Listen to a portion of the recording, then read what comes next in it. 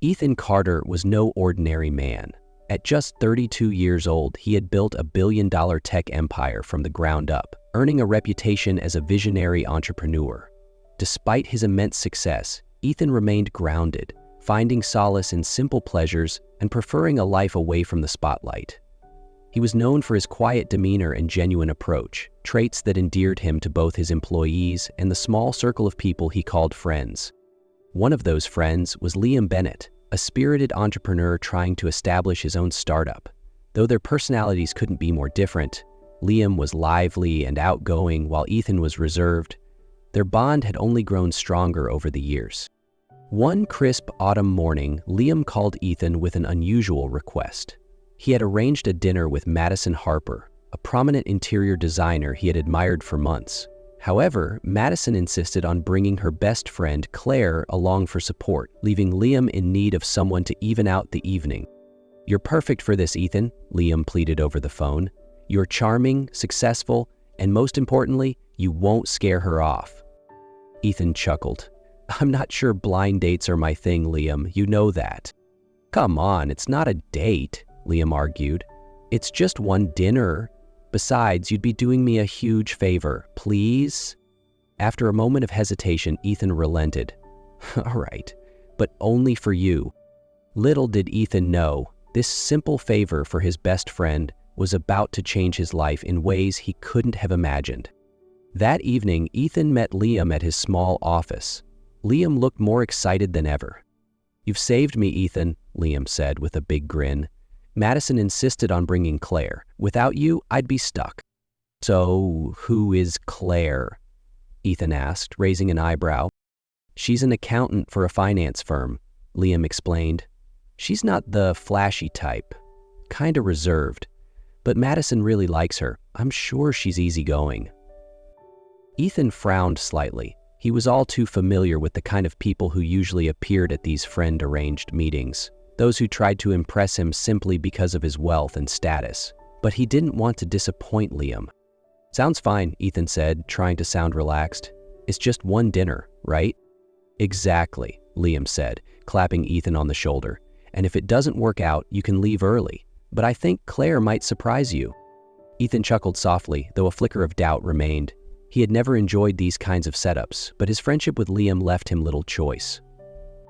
"All right," he said, "but you owe me big time." "Don't worry. I'll repay you by never bringing this up again," Liam joked. As Ethan left the office, he couldn't help but wonder what the evening would bring. The following evening, Ethan arrived at the upscale restaurant Liam had chosen. Dressed in a perfectly tailored suit and sporting a luxurious watch, he was no stranger to the admiring glances from other diners around him. Liam was already waiting at the entrance, nervously adjusting his collar. "You make me look like a nobody, Ethan," Liam joked as he saw his friend approach. "I think you might have overdone it with the cologne. At this rate, Madison might run the other way," Ethan quipped with a smirk. They laughed, easing some of the tension. But as the restaurant doors swung open, the atmosphere shifted. Madison entered first, radiant in a sleek red dress. However, Ethan's attention quickly moved to the woman walking beside her. It was Claire. She was nothing like the image Ethan had imagined. In a simple yet elegant navy-fueled dress and with her hair neatly tied back, Claire exuded a quiet grace that was captivating. Her eyes, bright, confident, and seemingly carrying stories of strength, pulled Ethan in, stirring an unfamiliar longing to uncover who she truly was. "This is Ethan," Liam said, introducing them as the group exchanged greetings. "It's nice to meet you, Ethan," Claire said softly, her voice warm and sincere. "The pleasure is all mine, Claire," Ethan replied, surprised at how much he meant it. As they sat down at their table, Ethan found himself wondering why Claire felt so different. Not just in her appearance, but in a deeper, indescribable way he was eager to understand. As the conversation flowed, Ethan grew increasingly curious about Claire. She wasn't like the women he usually met at parties or events. Claire had a genuine and engaging way of speaking that made him want to keep listening.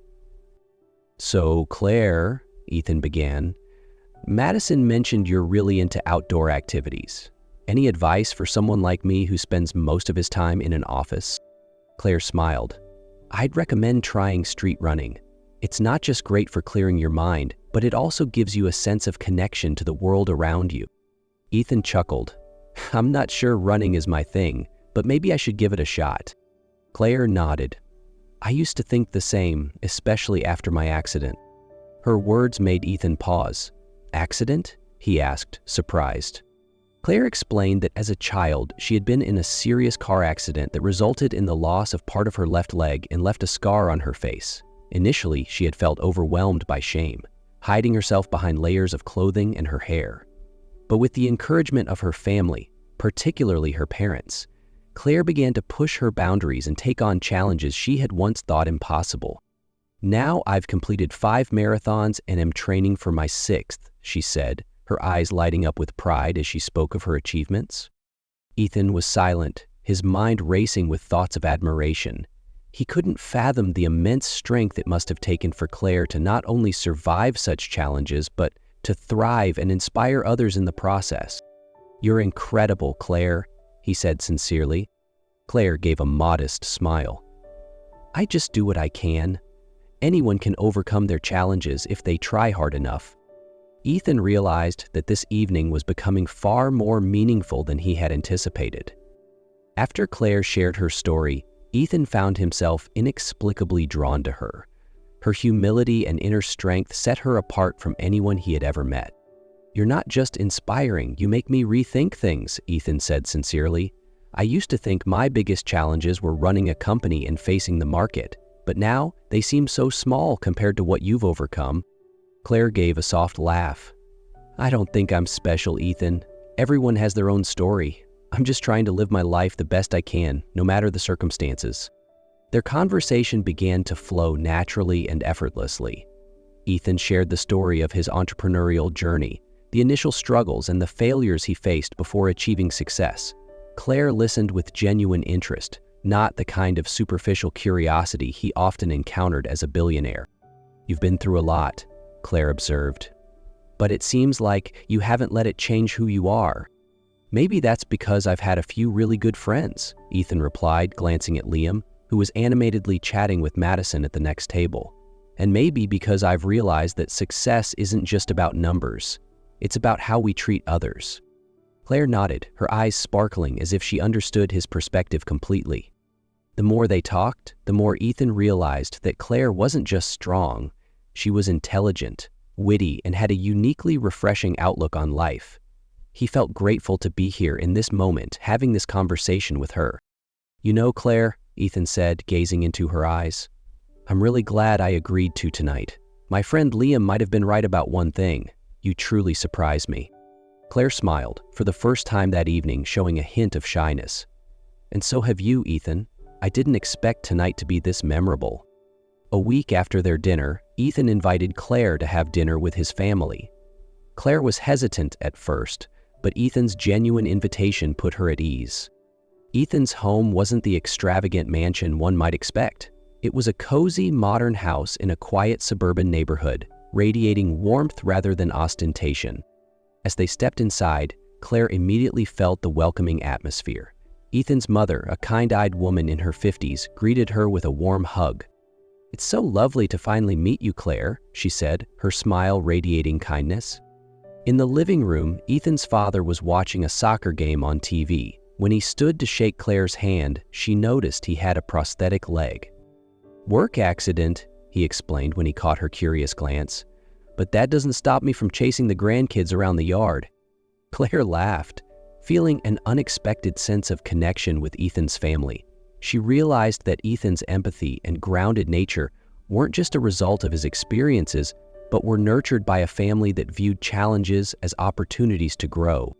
The evening was filled with laughter and heartfelt stories.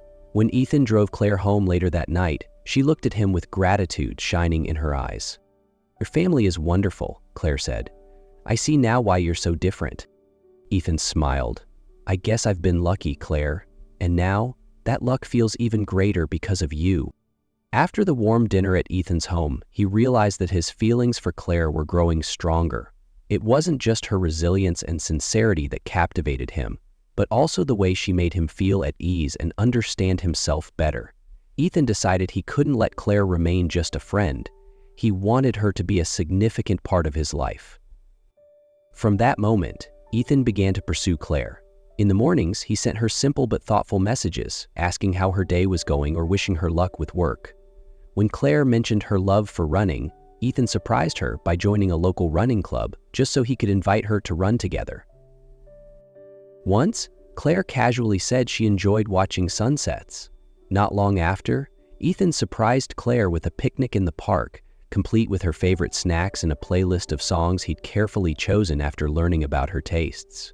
Claire couldn't hide her surprise at Ethan's thoughtfulness. "Do you always do things like this?" Claire asked, half teasing. "Not really," Ethan replied, his gaze sincere. "But for you, I'd do anything."